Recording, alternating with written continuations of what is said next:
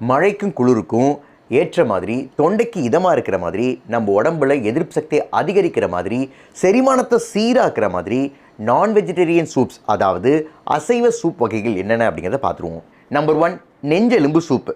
இதில் கொலாஜன் அப்படிங்கிற புரோட்டீன் அதிகமாக இருக்குது. இந்த கொலாஜன் நம்ம தோல், தலைமுடி, எலும்பு ஆரோக்கியத்திற்கு அவசியம். நம்பர் 2, நண்டு சூப். நம்ம உடம்புல எதிர்ப்பு சக்தி அணுக்கள் ஒழுங்காக வேலை செய்கிறதுக்கு ஜிங்க், செலினியம் இந்த 2 மினரல்ஸுமே அவசியம்.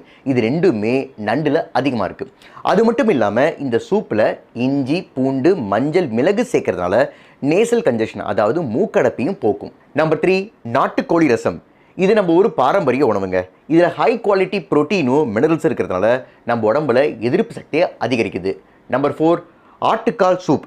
இதில் கால்சியம், ஃபாஸ்பரஸ், பொட்டாசியம், மெக்னீஷியம் போன்ற மினரல்ஸ் அதிகமாக இருக்கிறதுனால நம்ம உடம்புல எலும்பையும் மூட்டையும் வலுவாக்குது.